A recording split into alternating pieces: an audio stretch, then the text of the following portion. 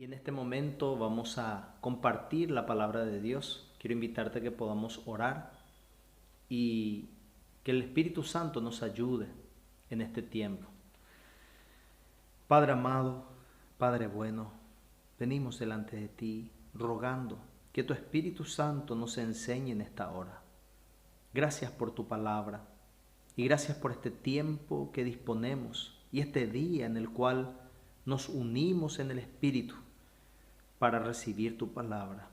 Háblanos, enséñanos, Espíritu Santo, y que nuestra fe sea fortalecida por medio de la palabra. Pedimos esto en el nombre de Jesús. Amén y amén. Amén, hermanos. Y para empezar, me gustaría que puedas abrir tu Biblia en el capítulo 15 de Primera de Corintios y vamos a hacer una lectura. Dice Primera de Corintios capítulo 15, versículos 1 al 8. Además, os declaro, hermanos, el evangelio que os he predicado, el cual también recibisteis, en el cual también perseveráis, por el cual asimismo, si retenéis la palabra que os he predicado, sois salvos, si no creísteis en vano. Porque primeramente os he enseñado lo que asimismo recibí, que Cristo murió por nuestros pecados conforme a las Escrituras, que fue sepultado y que resucitó al tercer día conforme a las Escrituras, y que apareció a Cefas y después a los 12. Después apareció a más de 500 hermanos a la vez, de los cuales muchos viven aún y otros ya duermen. Después apareció a Jacobo, después a todos los apóstoles, y al último de todos, como un abortivo, me apareció a mí. Esto dice Primera de Corintios, capítulo 1 al 8.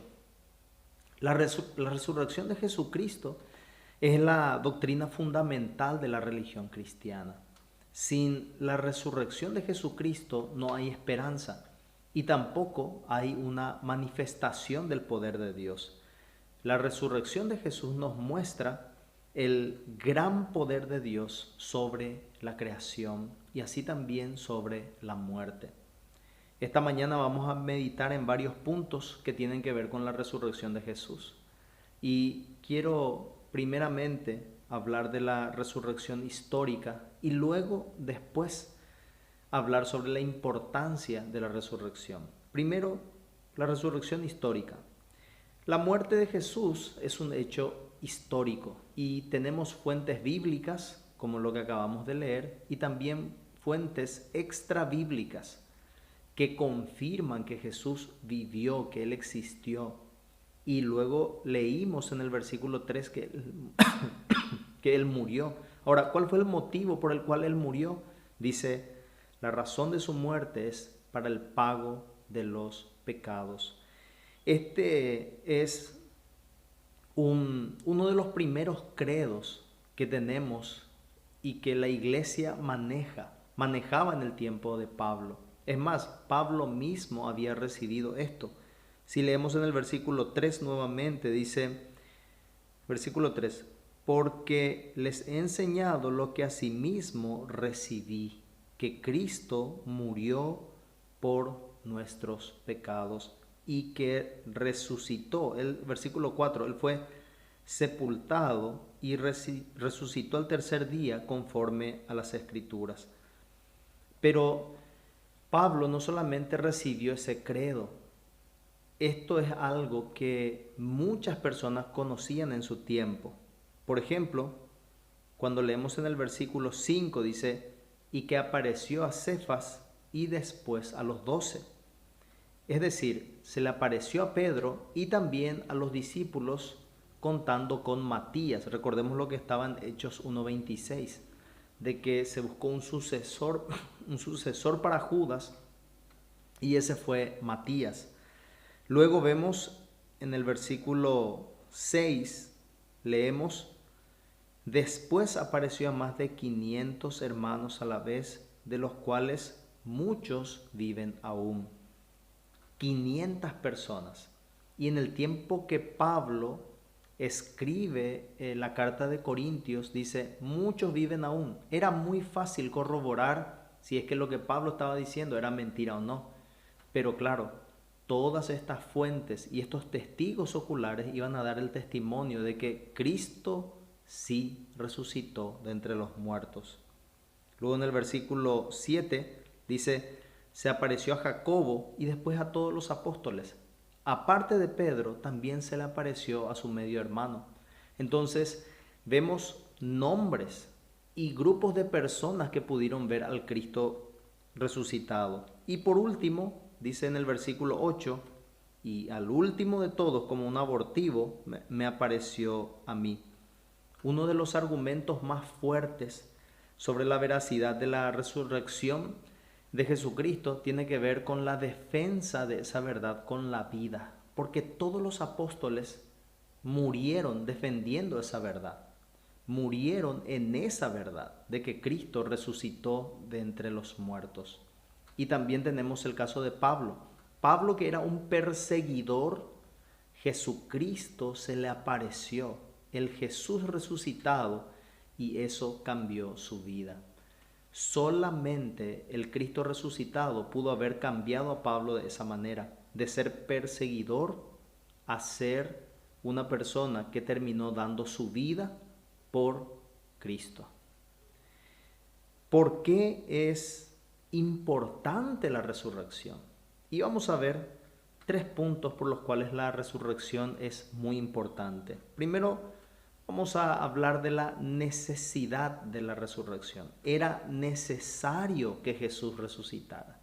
¿Y por qué era necesario que Jesús resucitara? Primero, para mostrar la victoria sobre la muerte. En 1 Corintios 15, versículos 55 al 57 dice, ¿dónde está, oh muerte, tu aguijón? ¿Dónde, oh sepulcro, tu victoria? Ya que el aguijón de la muerte es el pecado y el poder del pecado la ley, mas gracias sean dadas a Dios que nos da la victoria por medio de nuestro Señor Jesucristo. Jesús venció a la muerte. Su obediencia perfecta al Padre destruyó el poder del pecado. Su obediencia destruyó la desobediencia de los pecadores. Por eso nos dice la palabra, el que siembra para la carne va a segar corrupción. Él fue obediente hasta la muerte y esa obediencia al Padre le dio potestad para vencer a la muerte. El más grande temor del hombre, que es la muerte, fue vencida. Y la prueba de eso es esa tumba vacía. También era necesario que Jesús resucitara por la naturaleza divina de Jesús. Hebreos 1:3 nos dice, el cual siendo el resplandor de su gloria y la imagen misma de su sustancia, y quien sustenta todas las cosas con la palabra de su poder, habiendo efectuado la purificación de nuestros pecados por medio de sí mismo, se sentó a la diestra de la majestad en las alturas. Dice, Jesús es el resplandor de su gloria, imagen de su sustancia. Jesús es Dios mismo. Y Jesús, como el autor de la vida, no podía ser vencido por la muerte. Él no podía ni debía quedarse así como estaba, sometido bajo el poder de la muerte. Si Jesús es Dios, Él tenía que levantarse de entre los muertos. Y así lo hizo. Y así Jesús confirmó su divinidad. También era necesario que Él resucitara para confirmar su obra como sacerdote, como sumo sacerdote. Y esto lo hizo de 2 maneras. Primero, como ofrenda por el pecado. En Hebreos 1:3, que leímos recién, en la segunda parte dice, habiendo efectuado la purificación de nuestros pecados por medio de sí mismo. Jesús pagó el pecado de su pueblo y lo hizo por sí mismo. Él mismo fue el sacrificio, Él mismo fue el pago por estos pecados. Pero no solamente como sacerdote Él ofreció un pago por el pecado, sino también Él aplicó esto a toda la iglesia, a todos los que creen. Dice Hebreos 2, 14, 15, así que por cuanto los hijos participaron de carne y sangre, él también participó de lo mismo para destruir por medio de la muerte al que tenía el imperio de la muerte, esto es, al diablo, y librar a todos los que por el temor de la muerte estaban durante toda la vida sujetos a servidumbre. Jesús se hizo carne, al igual que nosotros, para redimirnos del pecado, entregando su vida y cumpliendo la ley. Su sacrificio fue un sacrificio perfecto. Venció con esa perfecta obediencia hasta la muerte al que dominaba. ¿Y quién era el que dominaba por el pecado? El que dominaba era Satanás. Pero hoy Jesucristo, por esa victoria, no permite a Satanás acusar a ninguno de sus santos. ¿Por qué? Porque todos los pecados fueron pagados y la prueba de ese pago es la resurrección de Jesucristo. Esto es a todos los que creen en Jesús. Jesús les libró de la muerte a todos los que estaban bajo la esclavitud del pecado. Jesús es el sumo sacerdote que pagó por los pecados y Él es también el sumo sacerdote que se compadece de todos aquellos que creen en Él. Por eso, como dice Hebreos, podemos venir confiadamente al trono de la gracia para encontrar el oportuno socorro, para encontrar perdón, para encontrar ayuda, para encontrar protección, para encontrar propósito y todo lo que nos haga falta en Cristo podemos encontrarlo. También vemos las características de su resurrección. Él se levantó de la muerte y toda la iglesia con él. Efesios capítulo 2 versículo 6, y juntamente con él nos resucitó y asimismo nos hizo sentar en los lugares celestiales con Cristo Jesús. Al estar unidos a Cristo por la fe, nosotros ya compartimos con Él los lugares celestiales. Algún día nosotros vamos a experimentar la gloria de Jesús. Y así como les dijo a sus apóstoles, donde yo estoy, ustedes también estén, así esa promesa se va a cumplir cuando estemos con Él. Pero no solamente su resurrección tiene esa característica, también vemos que Él se levantó con poder. Juan 2:19 dice, respondió Jesús y les dijo, destruid este templo y en 3 días lo levantaré. Solo Dios podía decir algo así. En la muerte de Jesús, si recordamos el Evangelio, dice que cuando Él murió, el velo del templo se rasgó. Y después de la resurrección de Él, el templo fue destruido. El velo se rasgó, ¿por qué? Porque lo que nos separaba de Dios, ahora por medio de Cristo, ya podíamos traspasar ese lugar, podíamos llegar junto al trono mismo de Dios por medio de Jesucristo. Y después de que Cristo murió, ese templo fue destruido. ¿Por qué? Porque ya no hay necesidad de sacrificios por el pecado. Porque en ese templo se hacían los sacrificios por el pecado, pero ahora el Cordero de Dios fue entregado en aquella cruz. Por lo tanto, ya no hacen falta sacrificios. Y aquí es donde podemos preguntarnos, ¿y hace falta un tercer templo? Porque hay muchos que sueñan con la construcción de un tercer templo. Y lo que yo puedo decir es que el tercer templo ya fue edificado y el fundamento es Jesucristo. El tercer templo no es un templo material. El tercer templo es un templo espiritual y es la iglesia. Veamos lo que nos dice Efesios 2, 19 al 22.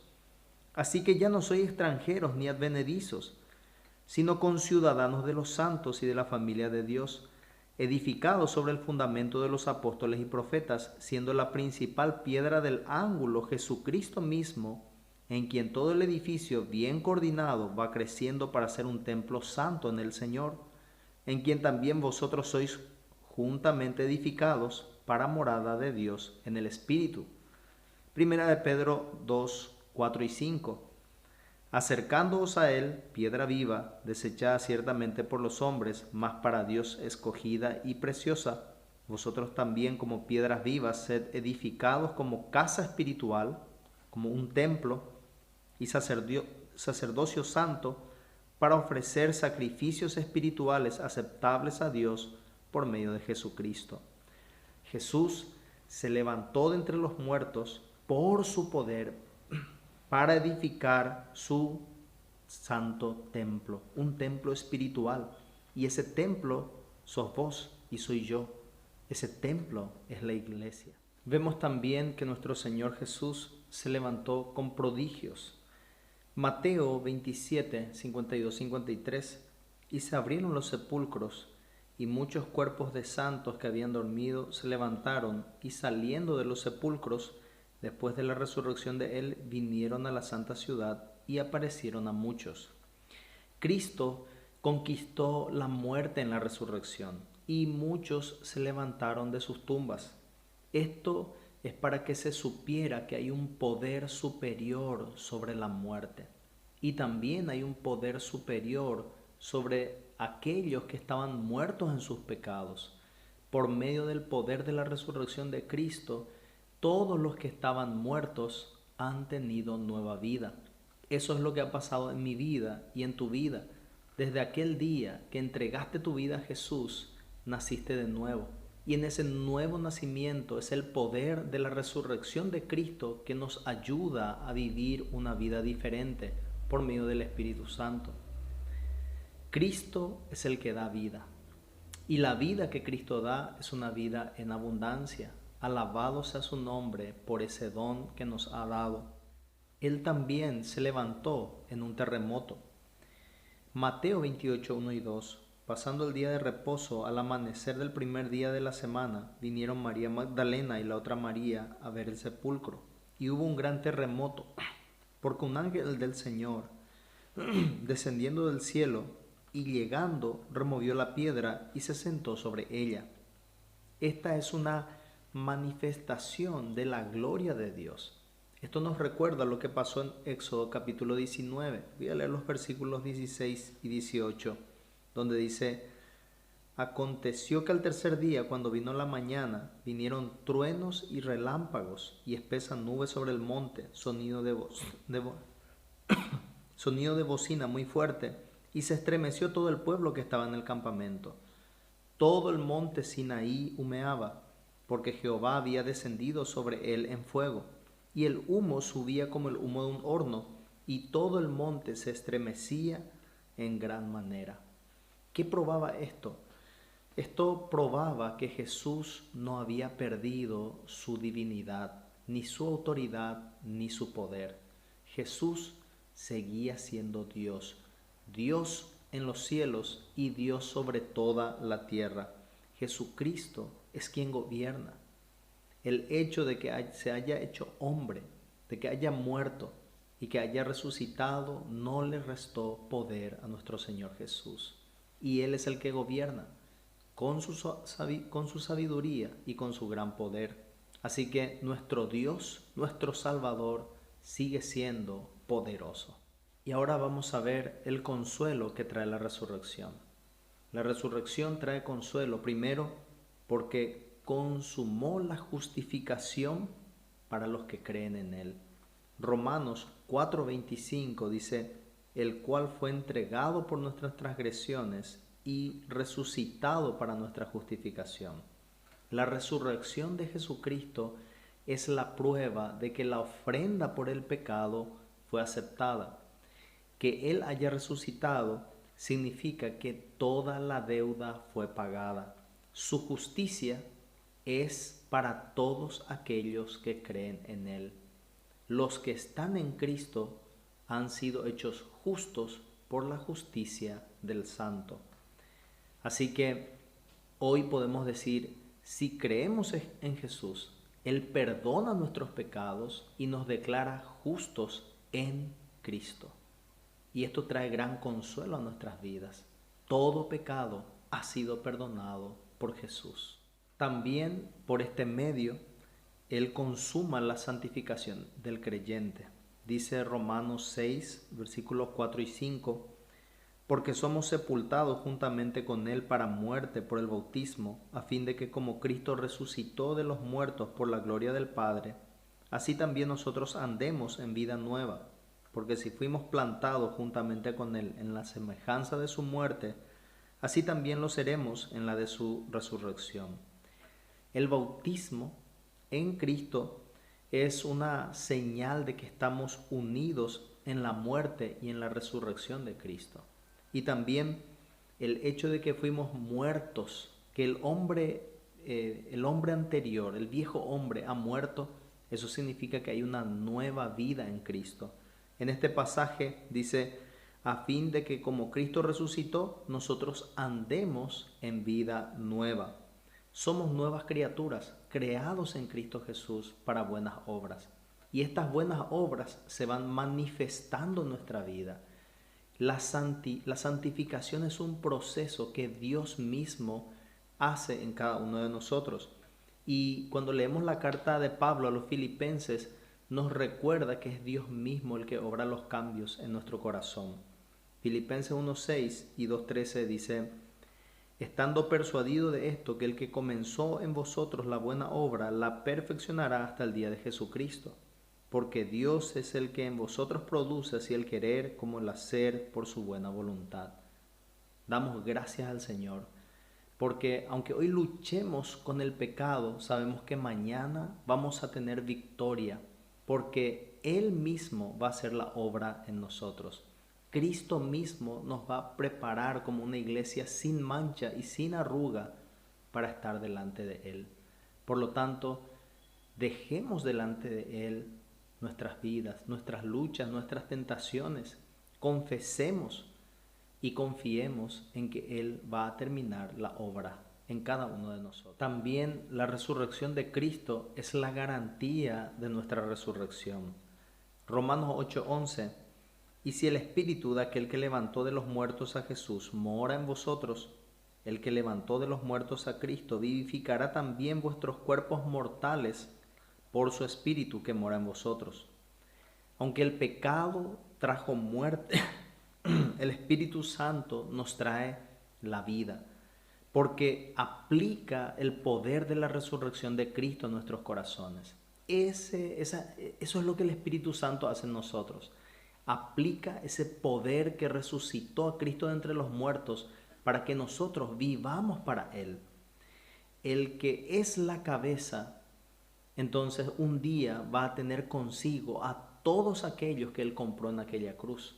Si Él fue resucitado y si Él fue glorificado, así también cada uno de los que son suyos lo serán.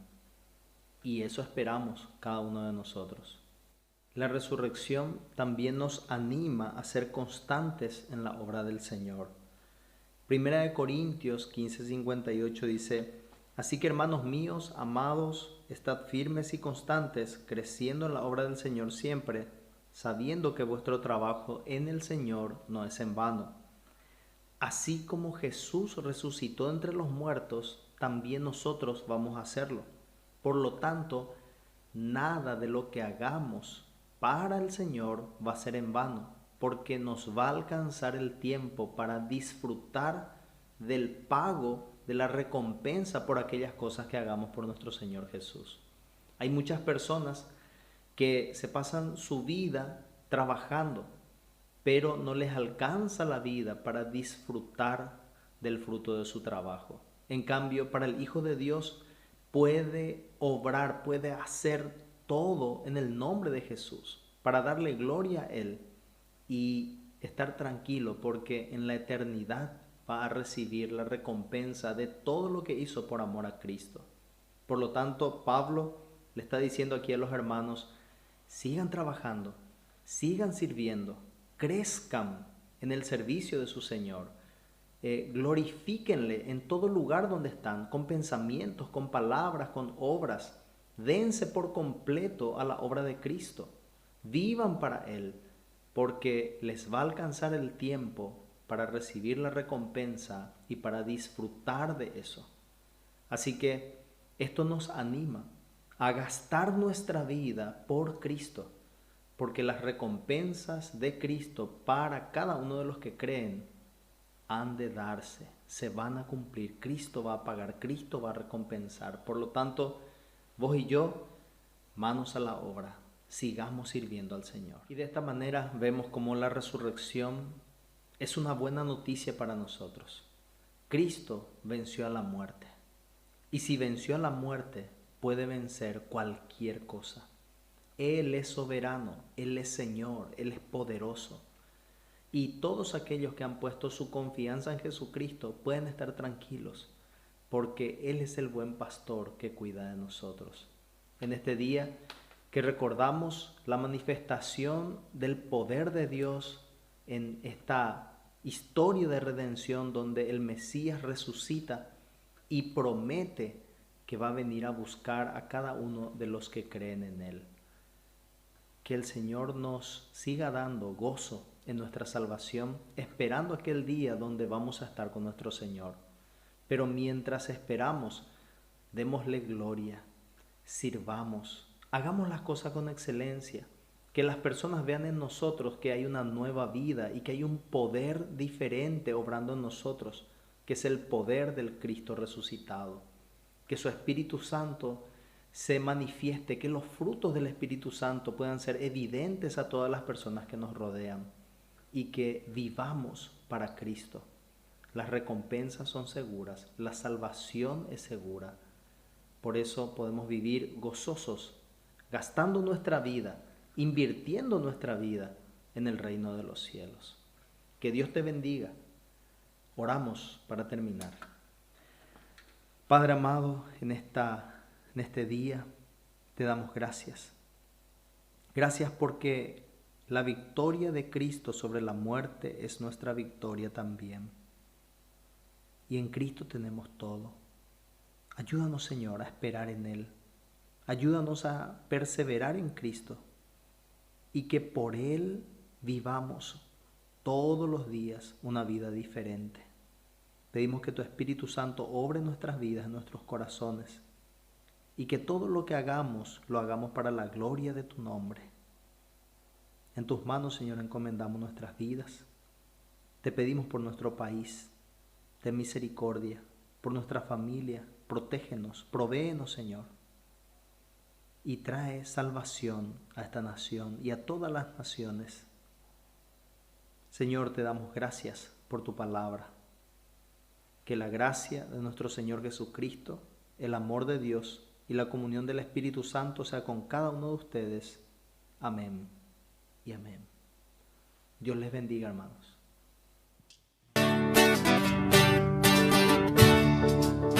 Hay una senda que el mundo no conoce, hay una senda que yo pude encontrar. En Cristo tengo la salvación de mi alma. Cristo es la senda que me puede salvar. En Cristo tengo la salvación de mi alma. Cristo es la senda que me puede salvar. Solamente en Cristo, solamente en Él, la salvación se encuentra en Él. No hay otro nombre dado a los hombres, solamente en Cristo, solamente en Él. En Cristo tengo la salvación de mi alma. Cristo es la senda, Cristo es la senda. En Cristo tengo la salvación de mi alma. Solamente en Cristo, solamente en Él. Solamente en Cristo, solamente en Él. La salvación se encuentra en Él. No hay otro nombre dado a los hombres, solamente en Cristo, solamente en Él. En Cristo tengo la salvación de mi alma. Cristo es la senda, Cristo es la senda. En Cristo tengo la salvación de mi alma. Solamente en Cristo, solamente en Él. Amén. Amén.